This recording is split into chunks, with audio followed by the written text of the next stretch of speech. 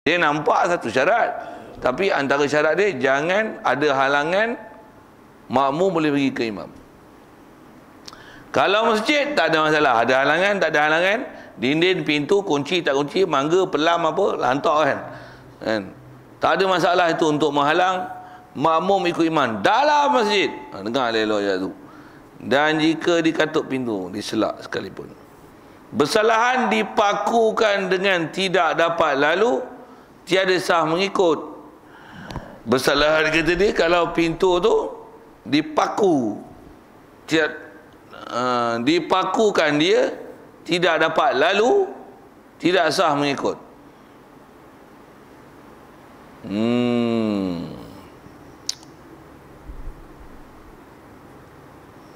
Asal disebut macam tu. Tapi kena tengok sikit ni. Pasal dalam masjid kalau ikut kan kata paku, dinding pun tak ada apa. Pasal dalam masjid kena tengok tu, dia ada kait tu rasanya tu. Kitab-kitab ni kadang kena perhati tak. KIV lu tang dia kata dipaku, bersalahan dipakukan dia pintu tidak dapat lalu, tidak sah mengikut. KIV lu tu. Nanti kena semak lain. Saya baca kitab Jawi ni kena tengok ambilan tak. Dan kelakuan yang kedua, imam dalam masjid dan makmum di luar masjid. Ada soalan itu, masjid. Berbilang boleh jika memang hajat berbilang. Ayat dia yang tu. Tu yang tadi saya sebut, imam suara kuat pada membalik, tendang je membalik tu. Maksudnya tak perlu membalik jika suara imam pun dah kuat. Majlis Haram tu kalau ikut dia orang duk sibuk bid'ah kan, kalau Wahabi kan. Dia orang buat bid'ah besar sekali. Apa dia? Imam dah dengar lah suara gila punya, sampai cabut bulu hidung imam pun dengar. Imam tu tengah sembahyang, dia kata hidung, dia cabut bulu. Bunyi tu dekat mikrofon tu. Itu pun dia pakai mubalih lagi. Ya Allah, apa tak cerdik mata tu Seingat saya kalau dalam masalah pensyariatan mazhab dia orang boleh tu. Pasal dia syarat dalam mana-mana mazhab, dalam kaedah seingat saya dalam fiqah, syarat ada membalik dan disuruh ada membalik jika suara imam tak dengar. Boleh tu kena tengok mazhab dia lah kan. Cuma mazhab dia mazhab apa? Wahabi ni mazhab apa? Kalau mazhab Wahabi tak pakai sepak. Dia mesti mazhab, tengok mazhab yang muktabar yang 4 tu lah ni yang boleh pakai.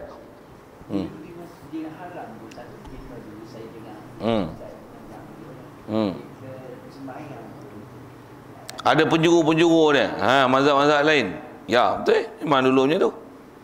Kalau tutup guru dulu pun memang saya ngaji tutup guru pondok dulu memang ada cerita itu. Maksudnya yang ni mazhab Syafi'i, yang ni Hanafi, dia ada istilah. Penjuru Hajar Aswad ni mazhab apa? Ni mazhab apa? Jadi masing-masing mengikut mazhab masing-masing. Kalau Jumaat imam memang pakar 4 mazhab. Dia akan jaga jangan ada seorang pun mazhab daripada mengikut-mengikut mazhab yang tak ikut dia. Jadi dia Fatihah dia baca bismillah. Dia baca bismillah. Pasal apa? Sagi dia tak baca bismillah, Syafi'i tak mau ikut. Dia baca kunut tak? Dia baca kunut. Pasal dia murah semua, dia jaga semua dan dia jaga khilaf-khilaf semua. Jangan ada siapa seorang mau kelahi ni. Satu kalau dulu kalau orang yang duduk jadi imam Majlis Haram tu yang istilah dulu saya duduk ngaji dengar kecil-kecil dulu, tutup guru duduk sebut. Dia kata apa? Mesti imam ni imam pakar 4 mazhab. Maksudnya dia telah memelihara 4 mazhab ni. Pasal apa 4 je? Syarah panjang tu ada yang kita dah belajar dah pun kan. Mesti cari 4 mazhab ni. Jadi lani je mana ada kira mazhab kepala otak dia. Dia nak kata mau balik. Dia tak mau baca bismillah, dia tak mau baca bismillah. Itu ikut dia. Ya. Imam atas. Imam tengah-tengah. Tak ada masalah, tengah bawah atas bawah. Pasal saya sebut tadi kondominium 100 tingkat, imam ni bawah kan. Ni imam tengah atau imam atas, makmum bawah. Boleh? Boleh, paruh boleh. Cakap tamil pula. Paruh boleh.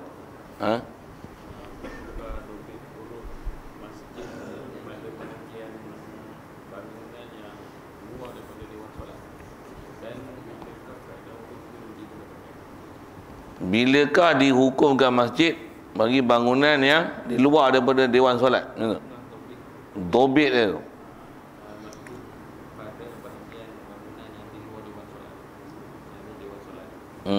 Yang di luar tu.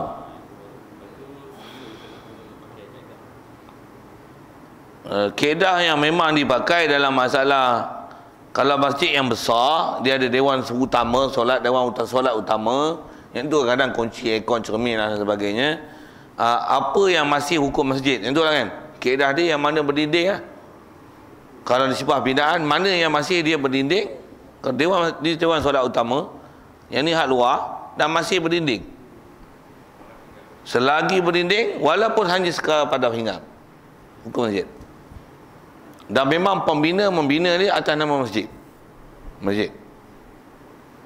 Tapi kalau dia hanya dewan solat utama, yang ni lantai je semua, tak ada apa-apa binaan dinding tak ada, sekalipun tahap pinggang tak ada. Ada tiang. Itu tak masjid. Teruzur nama masjid. Untuk nama masjid, kaedah dia tahwid yang dia, dinding yang dia, sekalipun sekat pinggang. Kalau macam kat intim tu, yang atas tu masjid semua.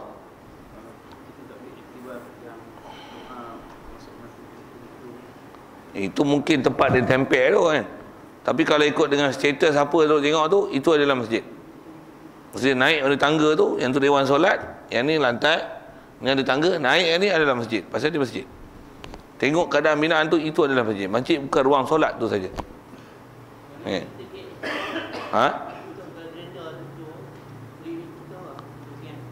Kalau yang masjid yang di luar macam tu adalah status masjid, maka sah i'tikaf, sah tahiyatul masjid.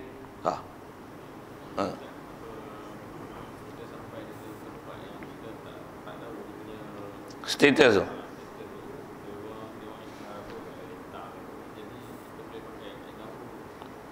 Ya, kaedah huruf tu boleh lihat, dan antaranya tengok korinah. Kalau dewan masjid, katalah masjid lama kecil je, tu ada bidaan sambung besar. Tengok di punya lantai tu ada mambar pula tu besar, ada soft. Apa faham ni? Masjid lah tu. Tapi kalau tengok bumbung lantai je tu, tengok ada tikar, ada abu rokok. Faham tak? Itu balai tu. Boleh faham kan? Tu istilah korinah.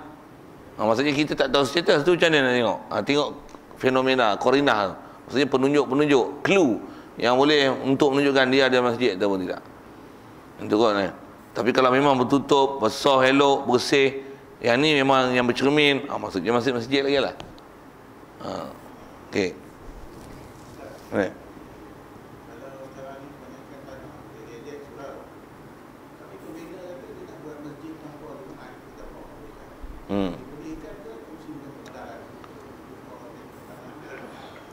Ya, bagus soalan tu. Tanah gezek surau kan, tapi pembina dia nak niatkan masjid. Dari segi boleh, ya, boleh jadi.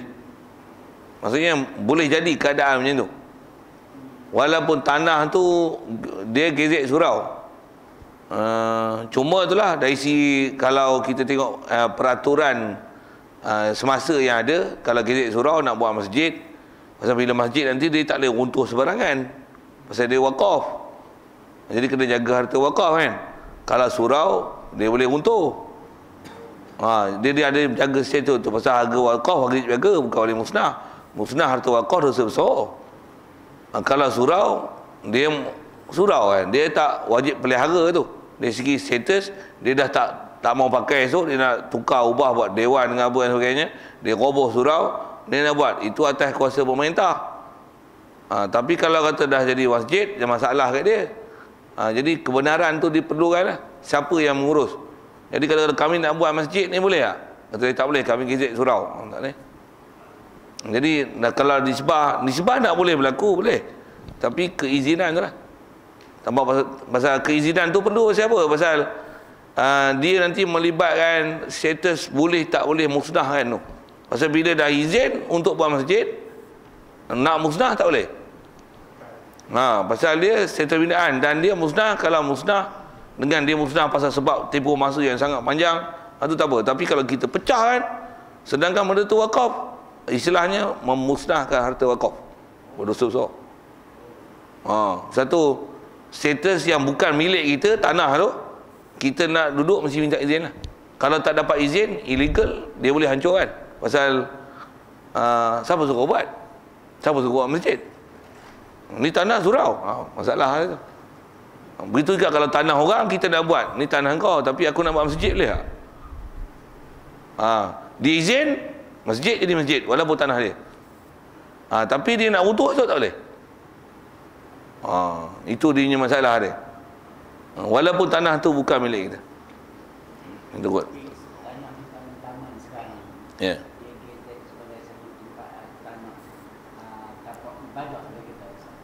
Tapak ibadah bukan masjid. Masjid mesti khusus sebut masjid pun jadi masjid. Wakaf tu sama ada wakaf individu ataupun wakaf yang digezek oleh pemerintah sebagai masjid. Dan ada permasalahan kalau dalam kitab fiqh disebut gini, bangunan 10 tingkat kita punya semua. Satu tingkat tu kita nak jadi masjid. Aku wakaf tingkat 10 jadi masjid. Boleh? Boleh? Pasal dia ialah bina, dia ialah binaan sah untuk dia wakaf untuk jadi masjid.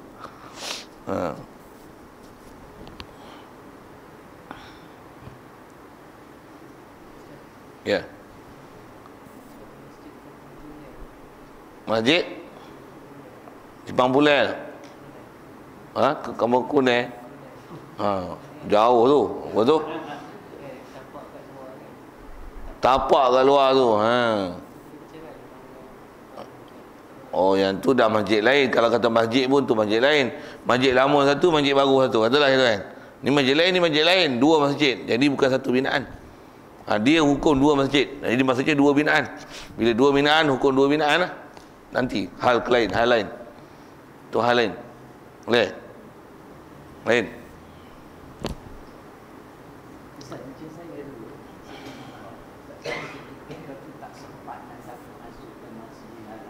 Ya.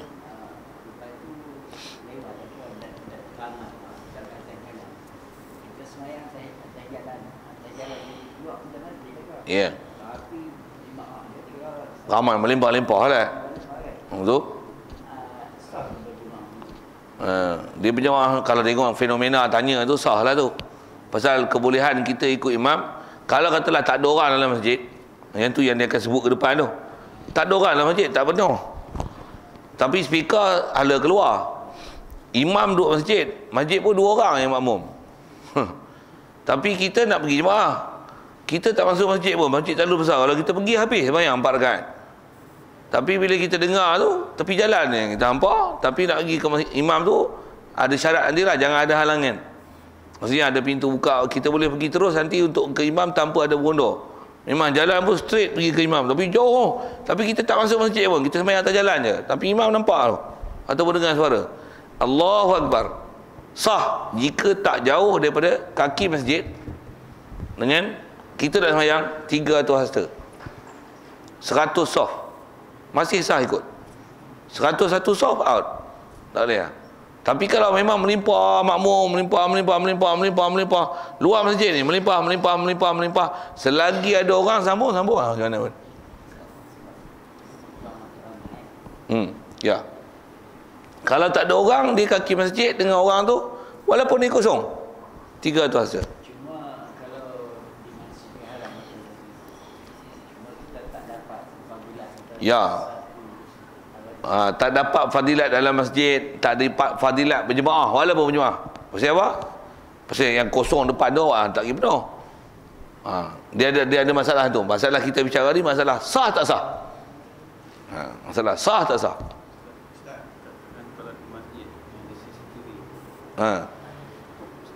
Padam. Okey, elektrik tak ada. Speaker rosak. Betul? Boleh berpandukan pada sisi yang bawah tu, TV, skrin TV. Macam masjid negeri ni. Maksudnya TV ada, suara tak ada. Faham tu boleh ya? Ya. Tengok pada Skrin lah. skrin TV. Ya. Ya. Satu kampung tu di dekat rumah dia surau. Mana ada pihak berjalan. Ini surau, dan kampung sebelah ada masjid. Ada masjid. Adakah dia Kalau atas tanya soalan masjid dengan surau, memang afdalnya masjid. Pasal masjid dia ada dua kelebihan. Masjid dan jemaah.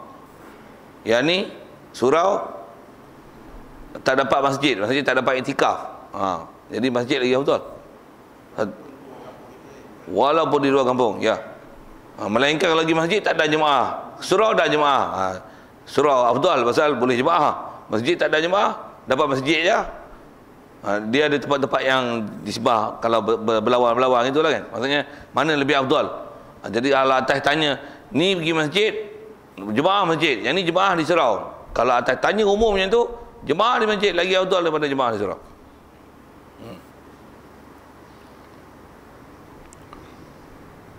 Sikit saya sambung atas kes soalan mikrofon ni. Masjid besar, dia tengok elektrik tak ada. Dengan sebab ada elektrik, kita tahu pergerakan imam. Mendengar suara dalam melihat CCTV dan sebagainya. Ada katus tingkat dia, elektrik tak ada. Makmum penuh macam mana?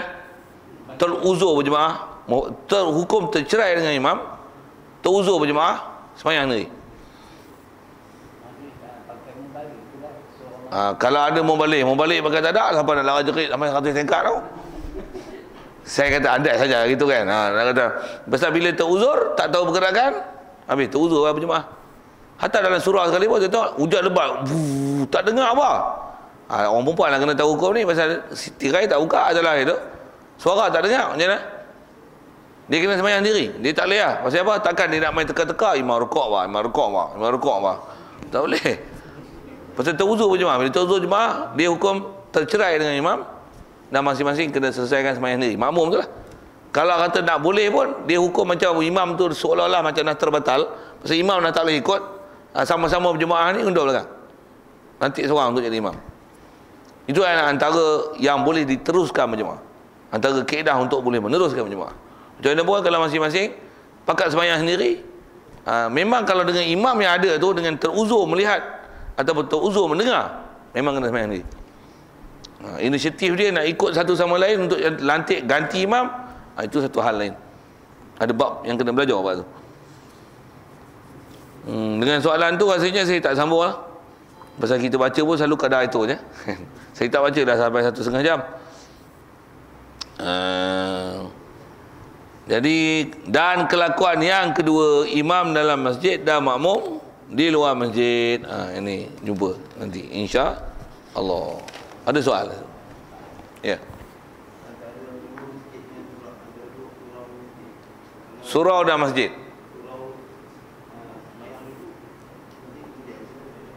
Surau dulu, masjid kemudian. Kalau kemudiannya masjid tu dengan tempoh yang terlalu jauh sehingga mengeluarkan fadilat awal waktu, berjemaah di surau dengan awal waktu lagi afdal daripada masjid yang lambat waktu. Semua masjid semua pegawai malas, Bilal malas, makmum pun malas. Pukul 3 awal sembahyang Zuhur, sembahyang kat surau awal waktu. Kalau ada macam tu lah kan. Tapi kalau kata tak tu, masih di awal lah, tapi adalah dulu sikit 5 minit itu 10 minit. Kalau ikut atas surau dan masjid, masjid betul. Tapi kalau tak pergi masjid langsung, maka di surau ada jemaah. Baguslah jemaah di surau dapat juga jemaah kan. Boleh faham? Okey, siap. Itu kot. Lain? Tak ada, kita sambung itu nanti insya-Allah. Dan kelakuan yang kedua. Auzubillahi minasyaitonir rajim. Bismillahirrahmanirrahim. Allahumma nur qulubana min nur hidayatika. Kama nawartal ardu min nur syamsika. Abadan abada bi rahmatika ya arhamar rahimin. Warzuqna fahman nabiyyin wa hifdzal mursalin wa ilhamal malaikatil muqarrabin wa sallim tasliman ala jamil anbiya'i wal mursalin walhamdulillahi rabbil alamin. Assalamualaikum warahmatullahi wabarakatuh.